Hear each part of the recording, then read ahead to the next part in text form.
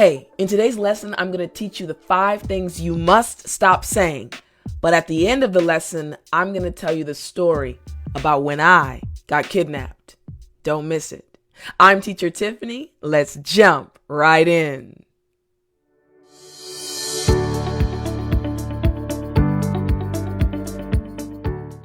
All right, number 1, you need to stop saying, I can't speak English well.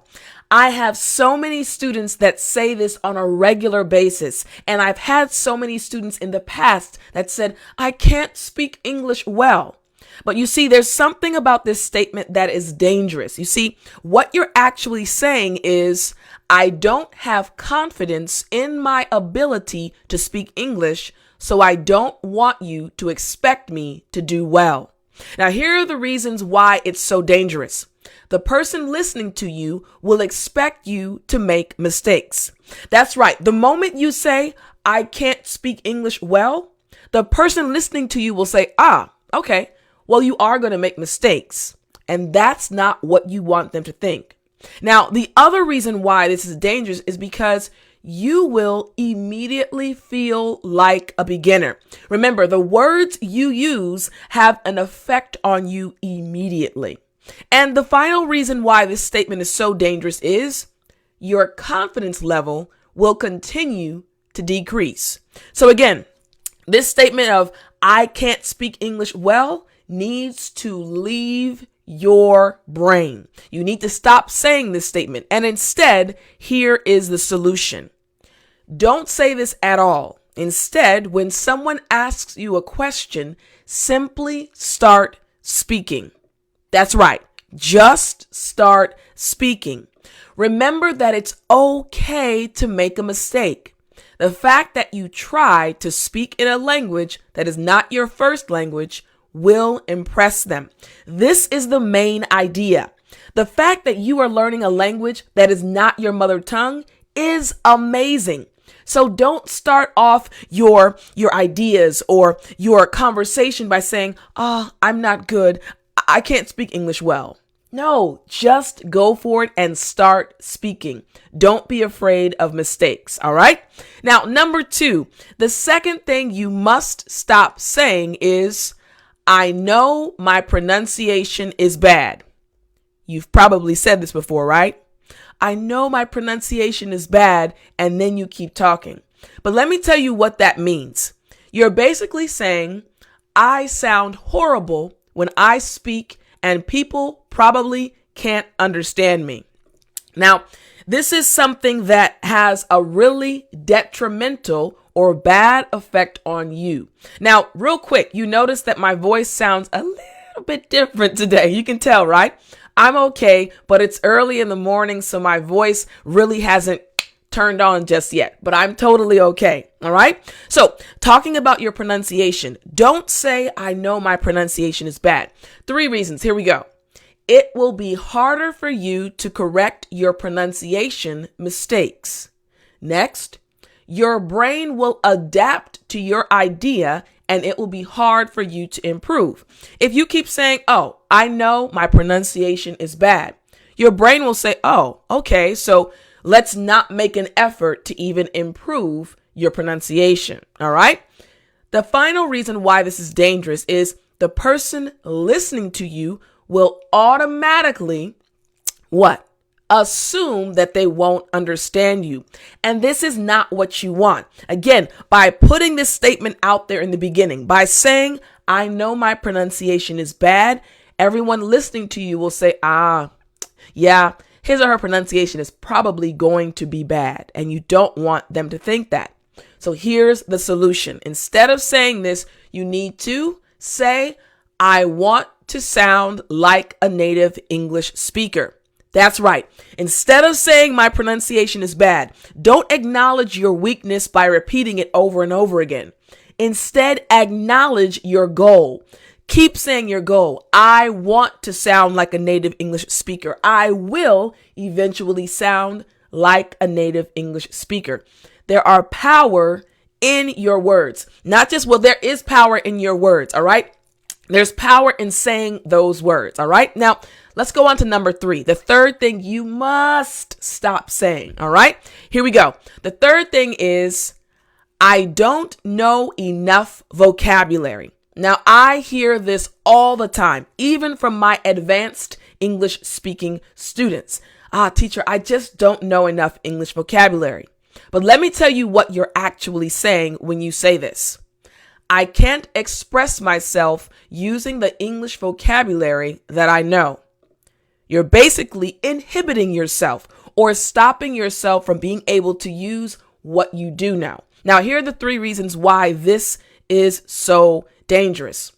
You won't use the English vocabulary you actually do know. Next, the person listening will automatically think that you are a beginner. And finally, you will remain frustrated because there are too many words to learn in English. Listen, I'm going to tell you the truth. As an American, as a native English speaker, even I learn new English words all the time, and I speak English fluently. It's my native language.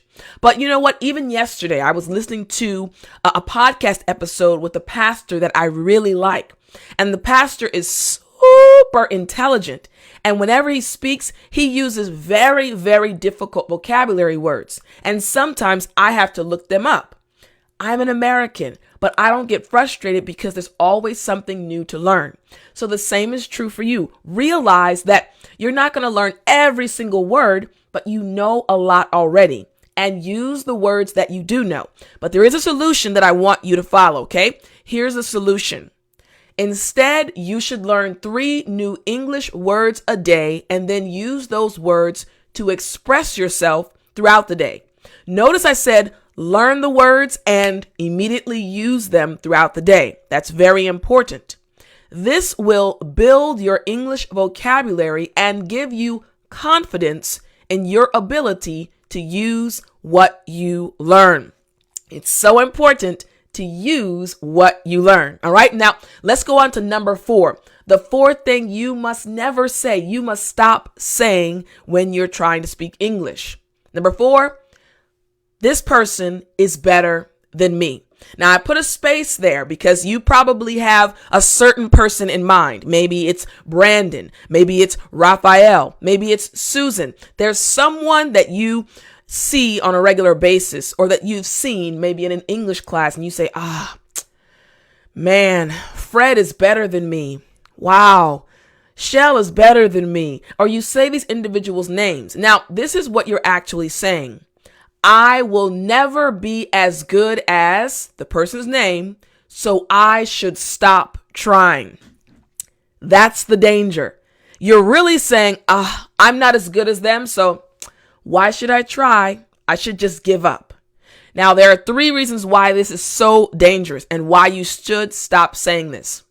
You will focus on others instead of looking at your own improvements. Next, you will feel discouraged and frustrated. And remember, a few weeks back, we talked about this frustration that you experience as an English learner. And I totally understand because I also felt frustrated many times when I was studying Korean. Now, the other reason is you will get frustrated when you make mistakes. You see, you have to be gentle with yourself. As a learner, you're learning English. As a student, you are going to make mistakes. But if you are constantly focused on what Sally or Sam or someone else is doing and their abilities, when you make mistakes, you'll just get more frustrated instead of understanding that mistakes are part of the process. So here's the solution. The solution is instead you should write down 3 things you admire about the person's speaking ability. That's right. There are going to be individuals who you admire. You admire their ability to speak in English eloquently. Well, write 3 things you admire about them. Now, the next thing is figure out a study plan that will help you improve your skills in the same areas. So, for example, if you admire Johnny's ability to express himself using advanced English vocabulary words, okay, find a book on advanced English vocabulary. Or if you admire Sally's ability to give 3 reasons whenever she speaks, her ability to organize her thoughts, well, focus on how to organize your thoughts, finding a plan to do that. All right. Now, finally, you need to follow your new study plan and practice. All right. Now, number 5 is very important. You need to stop saying, I will never speak English fluently. Now, last week, we had our English fluency marathon. Woo, loved it. It was great. We spent so much time together and I taught you how to speak English fluently. I gave you the 5-step plan. Here's the thing though. In the midst of our English fluency marathon, many people said, I will never be fluent. Or they sent me emails saying, it's impossible to be fluent, teacher. We're not native English speakers. And as an English teacher, I really felt sad because I have seen students begin to speak English fluently by following a certain plan, and their confidence improved. So this is why I want to tell you, stop saying that, because what you're actually saying is this right here. I am not smart enough to speak English. And that right there is not true. You are very intelligent. You're learning another language. You are already amazing. Now, there are 3 reasons why I don't want you to say this anymore. All right. First, you will never recognize your own improvements if you say this. Next, you won't apply techniques that will help you become fluent in English. For example, during the English Fluency Marathon, I gave you all the 5 simple steps that will help you to be fluent in English. But I still got messages from other students saying, I don't know, teacher, is it really possible? They enjoyed the classes, but they still doubted their ability to speak English fluently. They felt like they weren't smart enough. And I had to let them know, hey, I guarantee if you follow this plan, you will speak English fluently. I believed in their abilities more than they did.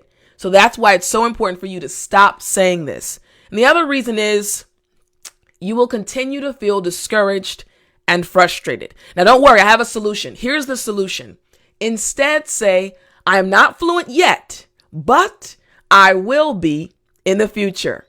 Come on now. You're not fluent yet, but you will be in the future. I want you to start saying that. Remind yourself, hey, I'm not fluent right now, but that but is the key. I will be fluent in the future. And then your brain will go into overdrive. You'll start to put all of your energy and effort into really learning English and improving your English skills.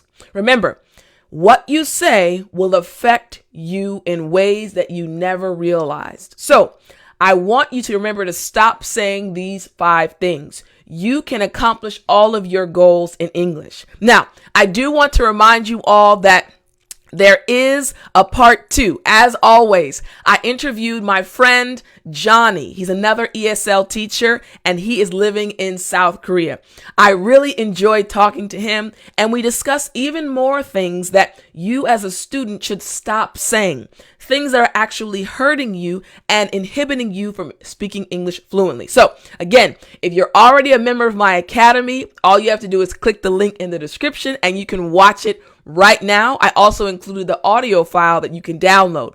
If you're not one of my students, if you're not in my academy, all you have to do is go to this link right here, letsjumprightin.com, sign up right now, enroll and join our family, and you can watch part 2 of my conversation with Johnny and learn so many other things you need to stop saying so that you can improve your English.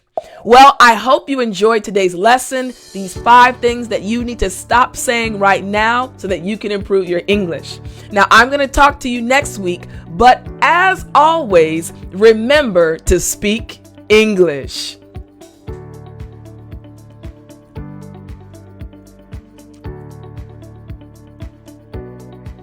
You know what time it is, and it's been a while.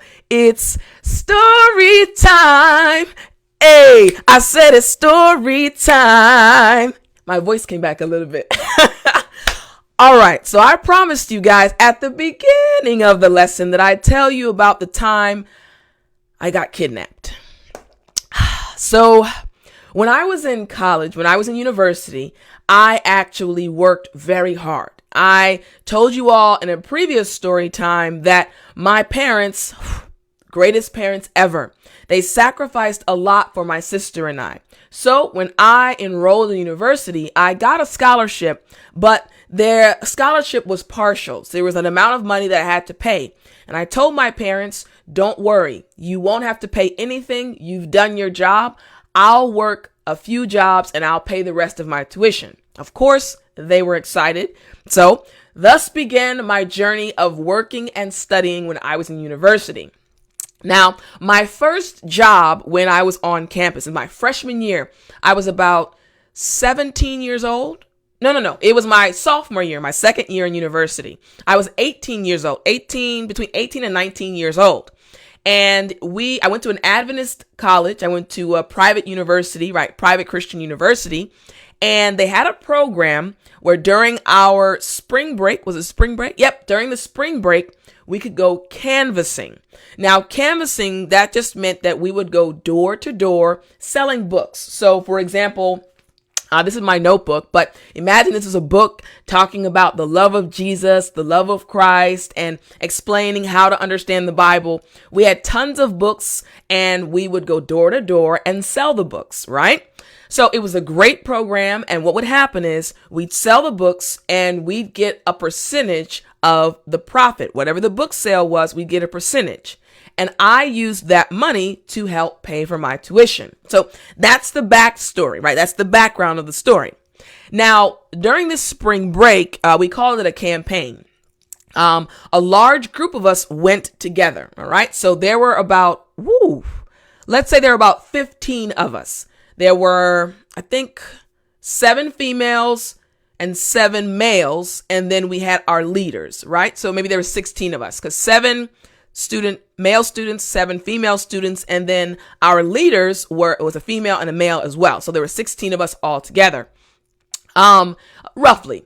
So anyways, now again, I was about 18 or 19 years old. We were all pretty young. You know, you're in college, you're young, you love life, right? But we were all interested in making money and working hard for God. So now the individuals that were over us, so let's say we were 18 or 19. They were only about 21 or 22. They weren't that much older than us, but they were our leaders. So there were 2 vans. So, we took 2 vans and we drove from my university. It may have been maybe about 6 or 7 hours, maybe, to our location. And we stayed at a lady's house. And for a 7-day period, every day from morning to the evening, we'd go out and we'd knock on doors. It was hard work, but again, we developed a really good work ethic because if you want to make money, you need to put the effort into it and work hard. So anyway, so we're knocking on doors every day. And what normally would happen is, each day, the guy, and the female, actually, I'll tell you their names. The guy's name was Estes. Estes, if you ever see this, I never forget you, brother.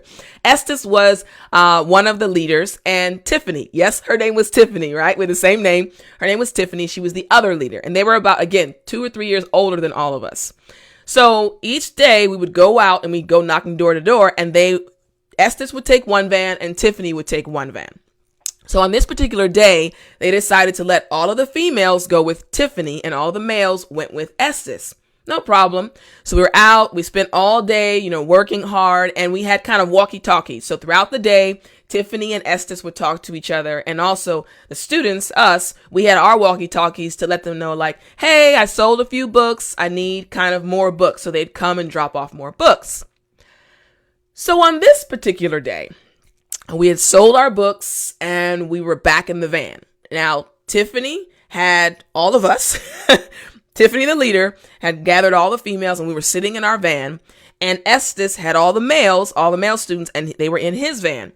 And we just happened to be, Tiffany and our group just happened to be sitting in a parking lot because we were waiting for the boys. Estes said, hey, we're on our way. Don't worry, we're coming.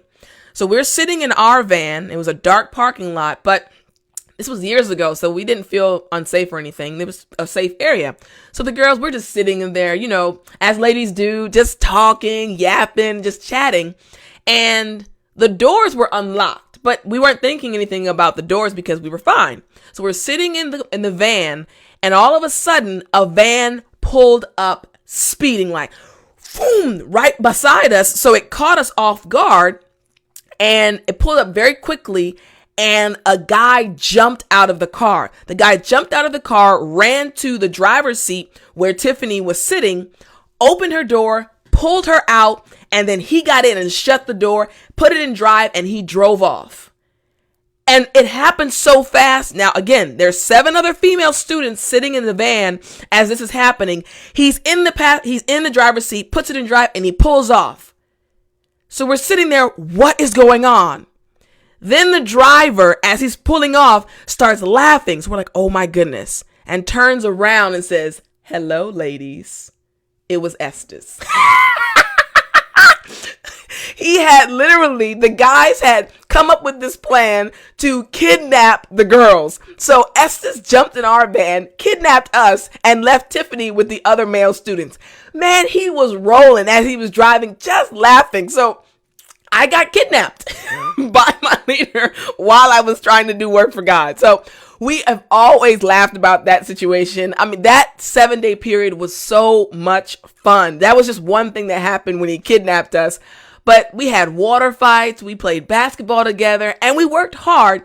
But that situation taught me something about being a leader and also about working hard, but also playing hard. You know, sometimes in life, we have to work hard. We have to put in a lot of effort, but it's also good to enjoy life, to laugh sometimes, and to enjoy what you're doing. So I always try to, with my students, you guys aren't physically in class with me, but you'll notice I always try to make something enjoyable, have a good time, because you can enjoy yourself and work hard. So I always remembered that situation, and I always remembered, you know what? In the future, whenever I work with young people or other individuals who are learning from me, I want to make sure that I intertwine or include some fun things, some fun events, kind of like this story time.